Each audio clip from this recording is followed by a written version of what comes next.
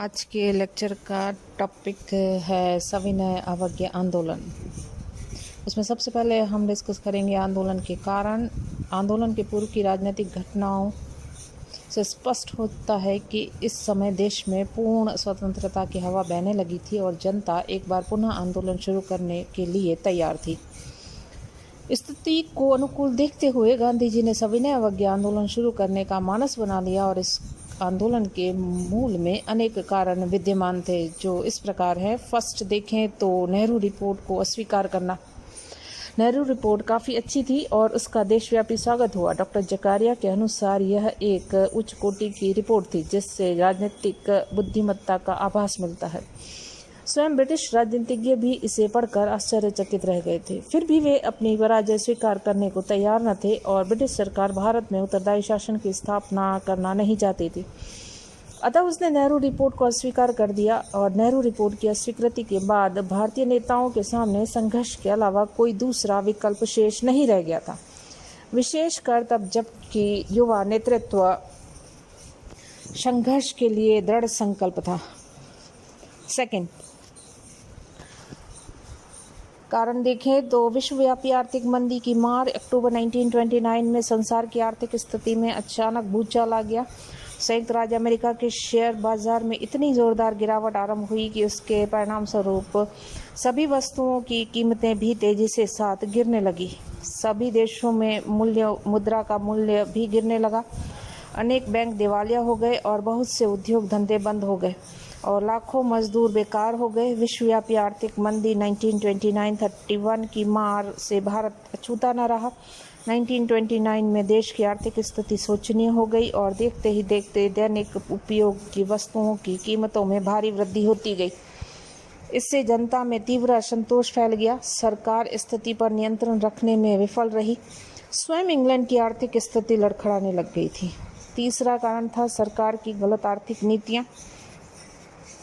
British नौकरशाही की गलत आर्थिक नीतियों के कारण औद्योगिक एवं व्यावसायिक वर्ग में भी तीव्र असंतोष फैलता जा रहा था। सरकार द्वारा अंग्रेजों को लाभ पहुंचाने के लिए रुपए के मूल्य में परिवर्तन कर दिया गया, जिससे देश का व्यावसायिक वर्ग पूरी तरह से असंतुष्ट हो गया। चौथा कारण है श्रमिकों की स्थिति। 20वीं सदी के तीसरे दशक से ही भारतीय श्रमिकों की स्थिति काफ़ी शोचनीय बनती जा रही थी। जूट, कपड़ा और इस्पात उद्योग के मजदूर तो अर्धनग्न अवस्था में आधे पेट खाकर अपना जीवन निर्वाह कर रहे थे। फिर भी उन पर अत्याचारों का सिलसिला जारी था। मेरठ षड्यंत्र कांड के मुकदमे में 36 श्रमिक नेताओं को लंबी अवधि की सजाएं दिए जाने के कारण मजदूर वर्ग में सनसनी फैल गई थी। उनमें संगठन की भावना और नव चेतना का संचार हुआ। किसान और मजदूर संगठित हो गए। देश में बड़ी बड़ी हड़तालों का तांता बंध गया और उनका आंदोलन हिंसात्मक रूप धारण करने लगा। नवयुवकों में भी हिंसात्मक प्रवृत्ति बढ़ती जा रही थी। देश को हिंसात्मक रास्तों पर आगे बढ़ता देखकर गांधी जी ने उन प्रवृत्तियों को दूसरी तरफ मोड़ना ही उचित समझा। गांधी जी ने लिखा था कि हिंसात्मक दल अपनी जड़ें जमा रहा है और उसका प्रभाव बढ़ रहा है। उनको द्वारा आयोजित अहिंसात्मक आंदोलन न केवल ब्रिटिश शासन की हिंसात्मक शक्ति बल्कि बढ़ते हुए हिंसात्मक दल का भी सामना करेगा। किंतु वायसराय ने उल्टे गांधी जी पर आरोप लगाया कि वे अपने कार्यों से देश में अशांति उत्पन्न कर रहे हैं।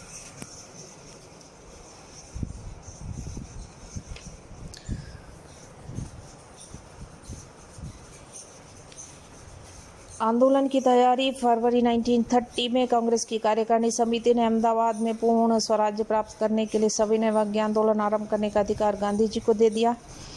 21 मार्च 1930 को अखिल भारतीय कांग्रेस कमेटी की बैठक में गांधी जी तथा हिंसा में निष्ठा रखने वालों को यह अधिकार प्रदान किया था कि वह जब समुचित समझे तब सत्याग्रह का शुभारंभ कर सकते हैं।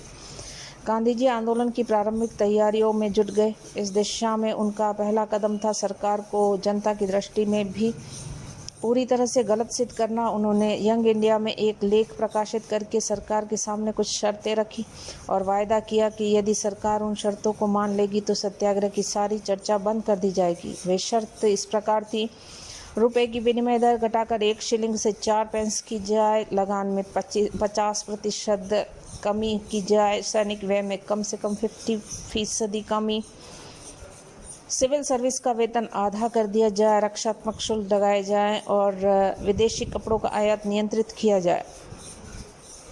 तटीय यातायात रक्षा विधेयक पास किया जाए, गुप्तचर विभाग समाप्त कर दिया जाए तथा उस पर सार्वजनिक नियंत्रण हो। भारतीयों को आत्मरक्षा के लिए आग्नेयास्त्र रखने के लिए लाइसेंस दिए जाए। नमक पर सरकारी जेदारी और नमक टैक्स को ख़त्म कर दिया जाए। नशीली वस्तुओं का विक्रय बंद कर दिया जाए। उन सब राजनीतिक कैदियों को छोड़ दिया जाए जिन्हें हत्या करने या हत्या के प्रयास के लिए दंड नहीं दिया गया।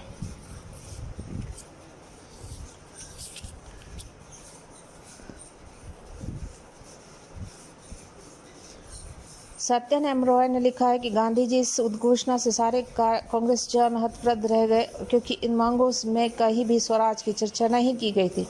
इन मांगों पर गौर करने से स्पष्ट हो जाता है कि उनमें अधिकांश मांगे राष्ट्रीय बुर्जुआ वर्ग की मांगे थी, मगर कुछ मांगे जैसे लगान में कमी ऐसी थी जो इस जनसाधारण को अपील करती थी। जैसे कि आशा थी कि वायसराय लॉर्ड इरविन ने गांधी जी के पत्र अथवा शर्तों को मानने न मानने का कोई उत्तर नहीं दिया। गांधी जी ने अपना पक्ष स्पष्ट करने के लिए वायसराय से मुलाकात भी करनी चाहिए, किंतु वायसराय ने गांधी जी से मिलने से इनकार कर दिया। अब सरकार ने अपना दमनात्मक चक्र शुरू किया और सारे देश में गुप्तचरों का जाल बिछा। कांग्रेसी नेताओं सुभाष चंद्र बोस गिरफ्तार कर लिए गए। सरकार द्वारा शांति का द्वार बंद कर दिया गया और गांधी जी को यह तय करना पड़ा कि सविनय अवज्ञा आंदोलन किस रूप में शुरू किया जाए। सविनय अवज्ञा आंदोलन का उल्लंघन करने का तरीका क्या हो जो कारगर हो, परिस्थितियों को अनुकूल हो और जनता में लोकप्रिय हो जाए। गांधी जी ने नमक कानून तोड़ने के लिए जनता का आह्वान किया और पानी के बाद नमक की सबके लिए अत्यंत अनिवार्य था। उस पर सरकार को कर लगाने का कोई अधिकार नहीं है। गांधी जी का तर्क था, पानी को छोड़कर नमक ही ऐसी चीज़ है जिस पर टैक्स लगाकर सरकार लाखों भूखों, बीमारों, विकलांगों और सब तरह से बेसहारा लोगों तक पहुंच सकती थी। मानव मस्तिष्क इससे अधिक अमानुषिकर की कल्पना नहीं कर सकता। गांधी जी का अपना तर्क सही था। यह बात दूसरी है कि देश के स्वतंत्र हो जाने के बाद भी नमक कर जारी रहा। दांडी कूच 12 मार्च 1930 को गांधी जी ने अपने 79 कार्यकर्ताओं के साथ साबरमती आश्रम में समुद्र तट पर स्थित दांडी की ओर कूच किया और गांधी जी के इस अद्भुत प्रयोग को देखने के लिए देश विदेश के अनेक पत्र प्रतिनिधि, राजनेता अहमदाबाद एकत्रित हुए। सारा अहमदाबाद उनके पीछे एक जुलूस के रूप में चल पड़ा। गांधी जी ने यह आदेश दिया था कि जब तक वह दांडी न पहुंच जाए तब तक सत्याग्रह शुरू न किया जाए। 200 मील की यात्रा पैदल तय की। 24 दिन में रास्ते में किसानों ने उनका संदेश सुना। उससे प्रभावित होकर कितने ही लोग कांग्रेस के सदस्य बने। ग्रामीणों ने सरकारी नौकरियां छोड़ दी। इनकी यात्रा ने रास्ते में किसानों में बड़ा जोश पैदा किया और 5 अप्रैल को गांधी जी का जत्था दांडी पहुंचा। लुई फिशर ने दांडी पर हुए कार्यक्रम को कलमबद्ध करते हुए लिखा है कि 5 अप्रैल को रात भर आश्रम वासियों ने प्रार्थना की और सुबह सब लोग गांधी जी के साथ समुद्र तट पर पहुंच गए। गांधी जी ने समुद्र में गोता लगाया, किनारे पर लौटे और लहरों को छोड़ा हुआ कुछ नमक उठाया। इस प्रकार गांधी जी ने ब्रिटिश सरकार के उस कानून को तोड़ दिया जिसने ये अनुसार उस सरकारी ठेके के अलावा उठाया हुआ नमक रखना गैरकानूनी था। नमक उठाने के बाद गांधी जी वहां से हट गए। इससे सारे भारत को संकेत मिल गया। इसके बाद भारत के लंबे समुद्र तट पर प्रत्येक भारतीय तसला लेकर नमक लेने के लिए समुद्र में उतर पड़ा। पुलिस वहां पहले से ही थी। उसने आनंद फानन में लोगों को गिरफ्तार करना शुरू कर दिया।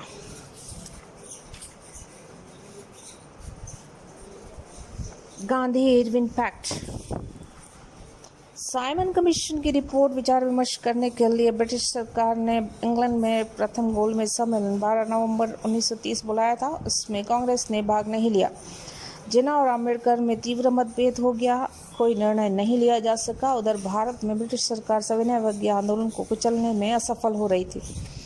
वायसराय लॉर्ड इरविन ने यह अनुभव किया कि भारत की समस्या को कांग्रेस के सहयोग के बिना हल नहीं किया जा सकता। दूसरी तरफ कांग्रेस नेता भी कुछ आश्वासन पाकर गोलमेज सम्मेलन में शामिल होने के लिए तैयार थे। 26 जनवरी 1931 को गांधी जी और कांग्रेस कार्य समिति के सारे सदस्य रिहा कर दिए गए। तेज बहादुर सप्रू जयकर के प्रयत्नों से 17 फरवरी 1931 को दिल्ली में गांधी जी और लॉर्ड इरविन के बीच बातचीत आरंभ हुई। 5 मार्च 1931 को दोनों में समझौता हो गया, जो कि गांधी इरविन पैक्ट और दूसरा नाम दिल्ली पैक्ट के नाम से जाना जाता है। उसकी शर्तें थी, पहली, सविनय अवज्ञा आंदोलन वापस लिया जाएगा। दूसरी, वैधानिक सरकार की संस्थापना हेतु गोलमेज कॉन्फ्रेंस में विचार होगा और उसमें सुरक्षा, विदेश संबंधों के मामले, अल्पसंख्यकों की स्थिति आदि पर विचार होगा। थर्ड, वैधानिक संशोधन को ध्यान में रखकर कांग्रेस के प्रतिनिधि गोलमेज कॉन्फ्रेंस में भाग लेंगे। चौथा, समझौता सविनय अवज्ञा आंदोलन से प्रत्यक्ष रूप से संबंधित कार्यवाही पर लागू होगा। पांचवा, सविनय अवज्ञा आंदोलन वापस लिया जाएगा और समस्त कार्यवाही रोक दी जाएगी, जैसे मालगुजारी न देने के लिए चलाया जा रहा आंदोलन। 6 हथियारों, छठा, राजनीतिक हथियार के रूप में ब्रिटिश सामान का बहिष्कार नहीं किया जाएगा। नियमानुसार मद्यपान रोकने हेतु धरना जारी रह सकेगा, बशर्त उसमें सरकार पर दबाव डालने की इच्छा न हो। पुलिस कार्रवाई व रुख की जांच नहीं होगी, क्योंकि इससे परस्पर तर्क वितर्क बढ़ेगा। सविनय अवज्ञा आंदोलन से संबंधित ऑर्डिनेंस वापस ले लिए जाएंगे। क्रिमिनल लॉ संशोधन कानून 1908 वापस ले लिया जाएगा। ऑर्डिनेंस नंबर 1 1931 का प्रभावी हो जाएगा। सविनय अवज्ञा आंदोलन में गिरफ्तार लोगों पर चल रहे मुकदमे वापस लिए जाएंगे। सविनय अवज्ञा आंदोलन में गिरफ्तार उन कैदियों को छोड़ दिया जाएगा जिन्होंने हिंसा की वारदात नहीं की है। यदि अभी तक जमानतें या जुर्माना अदा न हुआ हो तो अब जमानतों की आवश्यकता नहीं रहेगी और न जुर्माना अदा करना पड़ेगा। अतिरिक्त पुलिस वापस बुला ली जाएगी व जब्त चल संपत्ति जो सरकार के कब्जे में है लौटा दी जाएगी। यदि चल संपत्ति बेच दी गई है तो उसका मुआवजा नहीं दिया जाएगा। यदि अचल संपत्ति ऑर्डिनेंस 1930 के अंतर्गत सरकार ने जब्त की है तो वह लौटा दी जाएगी। यदि सरकार यह महसूस करेगी कि वसूली अनुचित हुई है तो वह क्षतिपूर्ति करेगी। उन राज्य कर्मचारियों को जिन्होंने सविनय अवज्ञा आंदोलन के समय नौकरी से त्यागपत्र दे दिया था, नौकरी में पुनः ले लिया जाएगा। पुनः लेने पर उदारता से विचार किया जाएगा। वर्तमान में सरकार आर्थिक स्थिति को ध्यान में रखते हुए यह नहीं कर सकती कि नमक कानून को समाप्त कर दे अथवा उसमें कुछ संशोधन कर दे, परंतु यह संभव होगा कि सरकार कुछ गरीब वर्गों को यह सुविधा दे सकेगी कि वे अपने उपयोग के लिए नमक बना सके, परंतु वे नमक बेच नहीं सकेंगे। कांग्रेस द्वारा यह समझौता लागू न करने पर सरकार शांति एवं व्यवस्था बनाए रखने के लिए आवश्यक कार्यवाही कर सकेगी। द्वितीय गोलमेज सम्मेलन। गांधी जी ने द्वितीय गोलमेज सम्मेलन में भाग लेना स्वीकार किया और राजनीतिक स्थिति में महत्वपूर्ण परिवर्तन आए। इंग्लैंड में मजदूर दल के स्थान पर राष्ट्रीय सरकार बनी। वह अनुदार एवं प्रतिक्रियावादी स्वरूप की थी। लॉर्ड इरविन के स्थान पर लॉर्ड वेलिंगटन वायसराय बनकर भारत आए। लॉर्ड वेलिंगटन पक्का अनुदारवादी था और उससे गांधी इरविन समझौते से कोई सहानुभूति नहीं। वह इंग्लैंड से कांग्रेस को कुचलने का लक्ष्य लेकर आया था। उसने भारत पहुंचते ही अपना दमन चक्र प्रारंभ कर दिया। कांग्रेस ने जन आंदोलन बंद कर दिया था, परंतु पुलिस की गोलियां और लाठियां बंद नहीं हुई थी। राजेंद्र प्रसाद ने गांधी जी को ताड़ दिया कि राजबंदियों और जनता में बहुत निराशा और असंतोष है। सद्भावना का वातावरण बिगड़ रहा है और बिहार प्रांतीय कांग्रेस कमेटी ने राजेंद्र प्रसाद की अध्यक्षता में समझौते की शर्तों का पालन न करने पर असंतोष प्रकट करते हुए एक प्रस्ताव पास किया है। वायसराय को इस संबंध में अनेक पत्र लिखे गए। गांधी जी को चेतावनी देनी पड़ी कि सरकार दमन बंद नहीं करेगी तो गोलमेज सम्मेलन में भाग लेने लंदन नहीं जाएंगे। एक बार पुनः मध्यस्थों ने वायसराय और गांधी जी की मुलाकात की व्यवस्था की। 29 अगस्त 1931 को गांधी जी राजपूताना नामक जहाज से बम्बई से लंदन के लिए रवाना हो गए और घनश्याम दास बिरला, मदन मोहन मालवीय, भोपाल के नवाब वगैरह भी इस जहाज में जा रहे थे। दूसरा गोलमेज सम्मेलन 7 सितंबर 1931 को आरंभ हुआ। ब्रिटिश सरकार ने चुनकर अपने वफादार लोगों को शामिल किया। इनके बीच में गांधी जी को बैठा दिया गया। असफलता बनाकर सारा दोष भारतीयों के मत्थे मढ़कर अपने को निर्दोष सिद्ध कर सके। डॉक्टर अम्बेडकर द्वारा दलित वर्गों के लिए कुछ स्थान आरक्षित करने के लिए सांप्रदायिक समस्या के कारण 1 दिसंबर 1931 को सम्मेलन किसी समस्या को हल किए बिना ही समाप्त हो गया।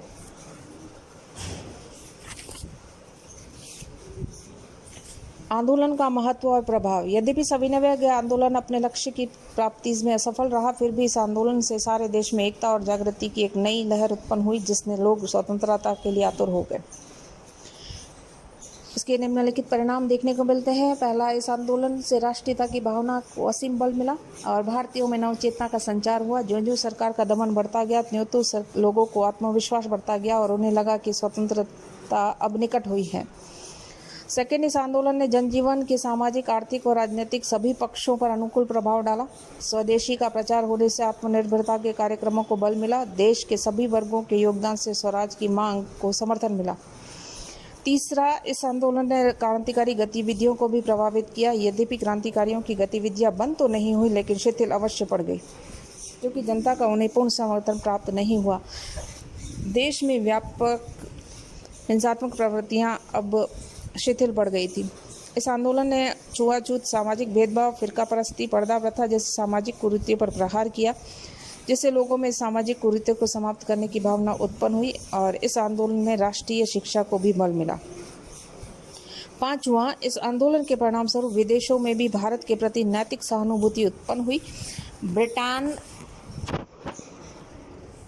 के उदारवादियों ने अपनी सरकार पर दबाव डाला कि वह भारत की समस्याओं पर ध्यान दे और शीघ्र स्वतंत्रता प्रदान करे।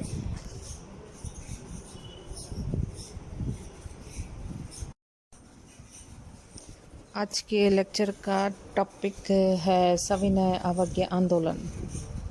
उसमें सबसे पहले हम डिस्कस करेंगे आंदोलन के कारण। आंदोलन के पूर्व की राजनीतिक घटनाओं से स्पष्ट होता है कि इस समय देश में पूर्ण स्वतंत्रता की हवा बहने लगी थी और जनता एक बार पुनः आंदोलन शुरू करने के लिए तैयार थी। स्थिति को अनुकूल देखते हुए गांधी जी ने सविनय अवज्ञा आंदोलन शुरू करने का मानस बना लिया और इस आंदोलन के मूल में अनेक कारण विद्यमान थे, जो इस प्रकार हैं। फर्स्ट देखें तो नेहरू